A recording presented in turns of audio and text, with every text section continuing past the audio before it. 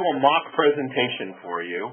So I'm going to pretend that you're a bunch of surgeons, and I want you to pretend like you're a bunch of surgeons listening to me while I go through and try and talk to you about the surgical safety checklist and touch on some things beyond the data. So one of the things that we know, surgeons, physicians in particular, like to see the data. They want to know that what they're about to do has some benefit associated with it and that there's a reason for them to change. So I'm not going to spend time doing the data, but I am going to spend a little bit of time trying to convince you surgeons out there that the checklist is a good thing. So I'd start out by saying that all the surgeons out there who are with us on the call today are very, very good. And I think the thing to remember about this kind of work is that all of us can be better. Even the people that are at the very top of their game. I used to be able to say people like Tiger Woods. I can't really say that anymore. But even the people that play at the highest level of sports or the highest level of politics, they all can be better. There's no difference between them and us, except what they do is different than what we do.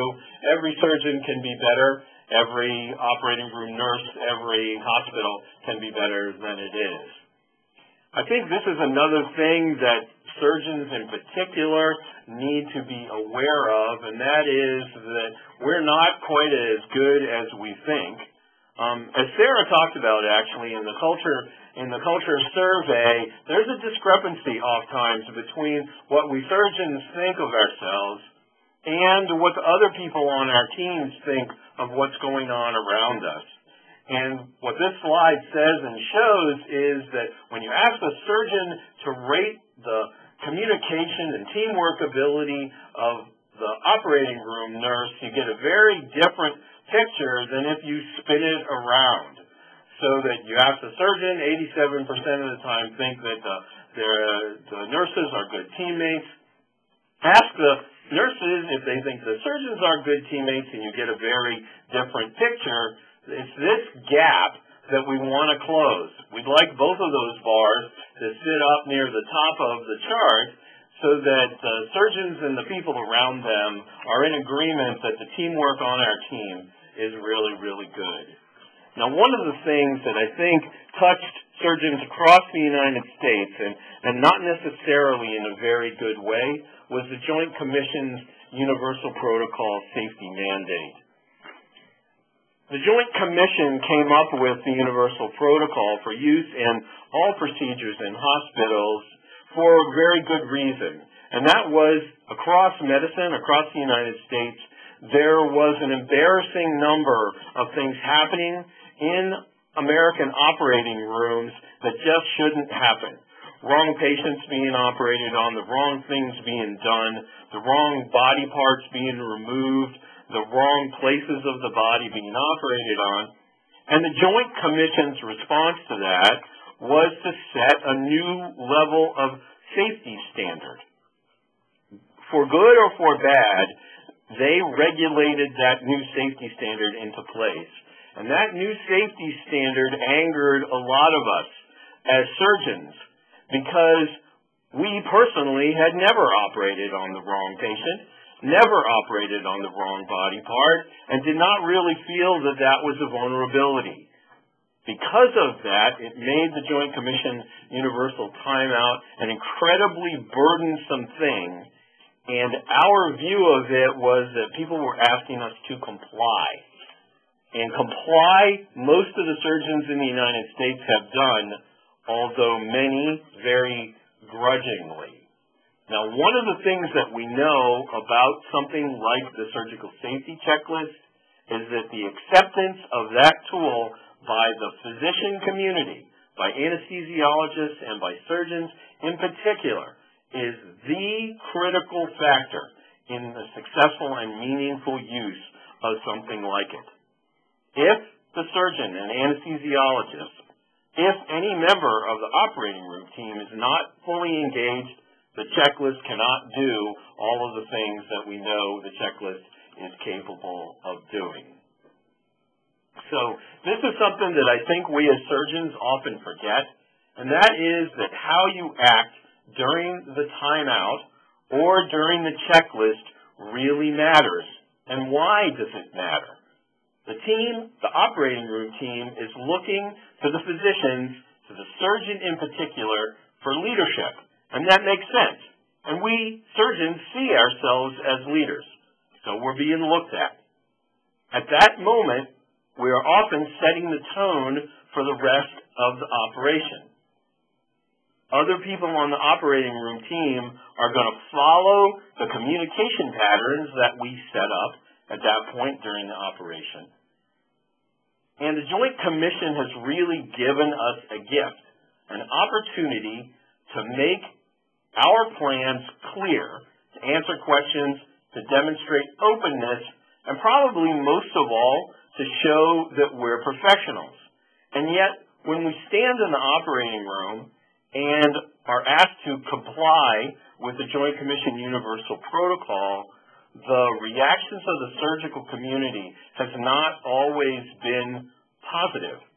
Many times the timeout is met with disengagement, or met with eye-rolling, or met with other kinds of attitudes or body language that's very suggestive of a lack of disrespect for what the Joint Commission is actually trying to stop. And I don't think that that's what we as surgeons mean, and I'm not sure that we see ourselves the way that other people around us actually see us when we act that way.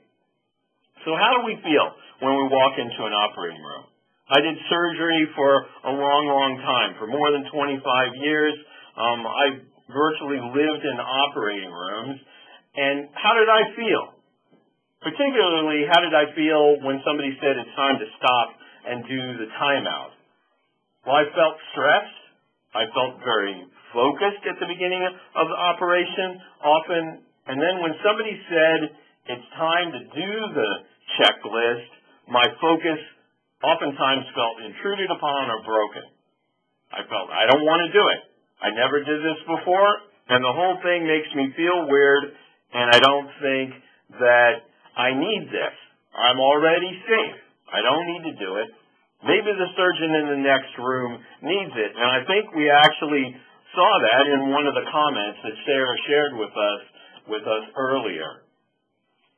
The checklist and this opportunity that the Joint Commission has given us to stop at the very beginning of an operation really is the surgical community's chance, surgeons' chance to bring and improve teamwork that is in their operating rooms and can make the patient's outcome better and make the surgeon's life better because people will work together better.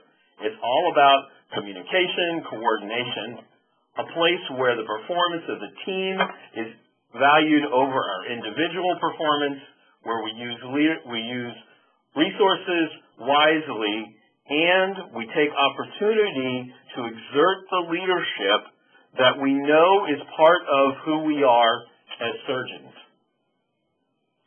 Surgeons can make a difference. And my plea to all the surgeons out there is we have an obligation to make a difference. It's our responsibility to work to improve the safety and outcome of our patients. The system can't do it without us. Even though we may feel like it, we are not powerless to change things for the positive. As surgeons, we are not alone.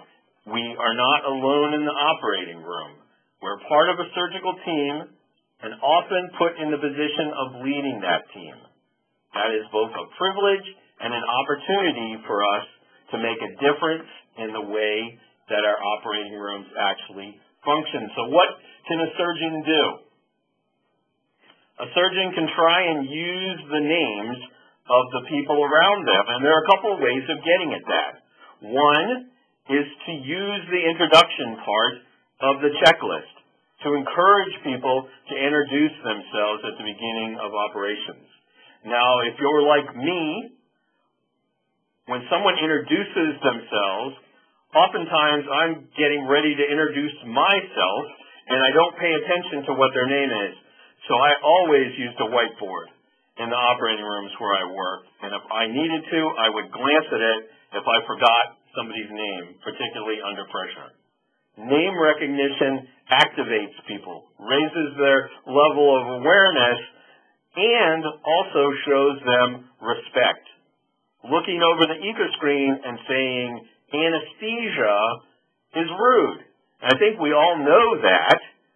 We do it because we can't remember the anesthesiologist's name, perhaps, but using a name in that situation is incredibly helpful for the relationship and for patient care. We're responsible at the beginning of the operation for setting the tone. Sarah touched on that a little bit.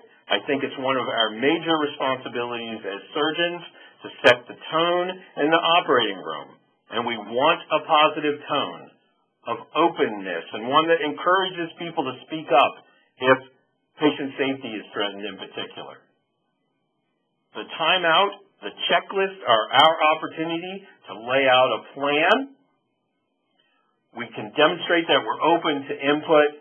We can use something like the checklist to debrief.